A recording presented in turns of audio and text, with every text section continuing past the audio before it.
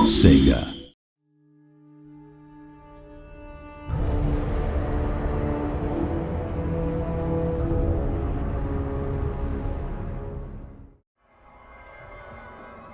Hello, good evening, and welcome to the latest Total War Warhammer campaign walkthrough video. Today it's the turn of the perfidious Warriors of Chaos. We're now 34 turns into a campaign, with the mighty Kolek Sun-Eater as our starting legendary lord, and in these early stages of the game we've been concerning ourselves mostly with conquering the frozen wastes of Norska. We began play with a single horde here in the Chaos Wastes led by Kolek, and we've steadily smashed our way westward along the northern coastline through the Norskan settlements, liberating their feeble-minded occupants from the pesky shackles of free will. Now we needn't have chosen to advance westward through Norska from the beginning. Our other possible route out of the Chaos Wastes is of course through the human lands of Kislev. Now this is a challenge as they're militarily strong to begin with and also have some well-garrisoned cities too, such as Prague here. However, we're hedging our bets and we've stationed an exalted hero, Festagax Helrik here, to keep an eye on Kislev developments. As a chaos hero, he'll passively spread chaos corruption, which, if left unchecked, will begin to negatively affect public order and could ultimately lead to a chaos rebellion. This can cause an AI-controlled Chaos Lord to rise with his army to challenge the region owner.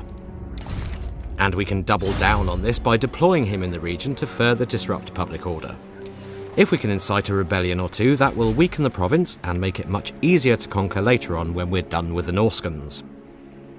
In fact, you can see some evidence of chaos corruption here with lava streams opening up in the landscape. And just south of there, the Golden Monolith, which is the site of one of Sigvald the Magnificent's quest battles. Now, the Lost Dwarfen clan of Krakadrak still holds a couple of settlements up here, one of them a walled stronghold with a moderate garrison, but we've bypassed them for now in favour of taking the Varg village of Winterpire here, and you'll soon see why. Here's Kolek and his army facing off against a Chaos Sorcerer hero bound to the Norskan tribe of the Varg, and along the way we've spawned a new horde, led by this fellow, Ekugax the Astute, who is also a Law of Metal Sorcerer, and so we have the two hordes working in tandem as they move across the map. Ekugax is currently in the encampment stance to work on his infrastructure and replenish his units. And this enemy hero has been hindering our movement somewhat with his own special abilities, so let's attempt a quick and dirty assassination with our Chaos Sorcerer hero, currently embedded in Ekugax's army. He's not yet a great assassin, as you can see from the probabilities on show here. And unsurprisingly, that was a failure. We'll have to level him up a bit and unlock his zap skill to make him a more effective assassin in future. Now, as a race, the Chaos Warriors concern themselves only with the shedding of blood, and that is reflected in pretty much all of their features. If we look at their tech tree, we can see that it's serially populated with stat improvements for all the units in the Chaos Warriors roster. You'll need to expend the Chaos currency of favour with the gods to access these various improvements, which cost increasingly hefty amounts. Once unlocked, these techs begin with basic Marauder and Warhound unit upgrades, with some post-battle income buffs sprinkled in too. The skills progress through the various improvements and cost reductions to mid and upper tier units such as Chaos Warriors, Chosen, Chariots, and ultimately Dragon Ogres. This thirst for war is also reflected in their infrastructure. Chaos Warriors travel as hordes, which mean they bring their settlements with them. Once in camp, they can work on erecting and improving their building chains, and as you can see, there's no real civic virtue at play here. The Chaos Warriors building tree is devoted almost solely to the recruitment of units and heroes. The only real exception here is the Palanquin of Trophies, which offers some basic income. However, many of the building chains also bring recruitment and upkeep reductions to various units, and this is crucial if you're to stay afloat as the Chaos Warriors, as they make very little money via their infrastructure.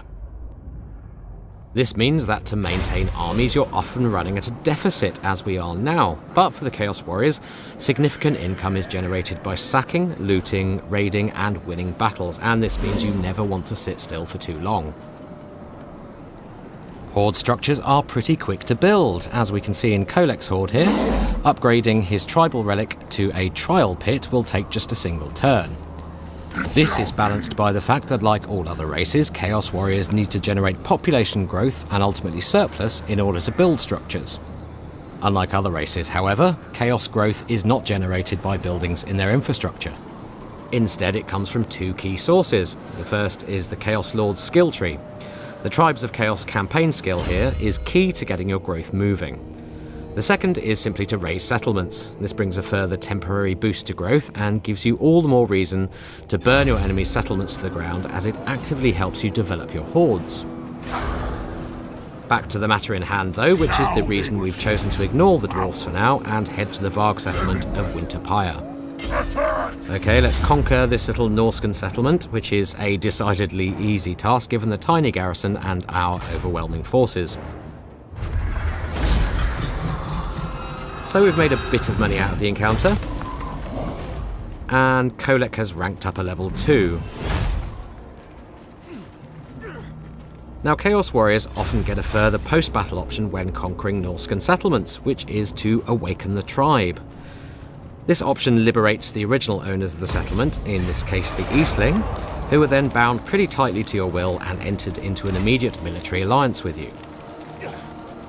And if we take a look at the diplomacy screen here, we can see that the Eastling are fairly staunchly allied to us, as are the Bearsenling, who we also liberated earlier.